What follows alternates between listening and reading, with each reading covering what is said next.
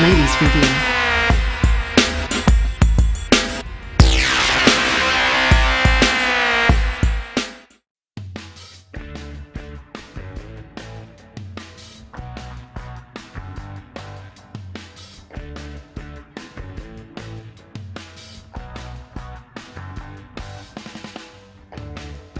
Potent spring storm system that's expected to persist through the weekend raked across the Midwest Friday, spawning at least one tornado in Arkansas as blizzard conditions blanketed much of the northern plains.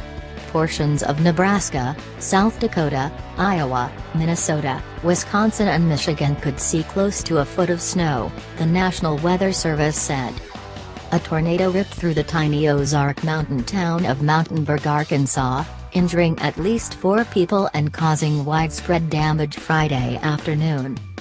Crawford County Emergency Management Director Brad Thomas said there were at least 3 entrapments following the twister.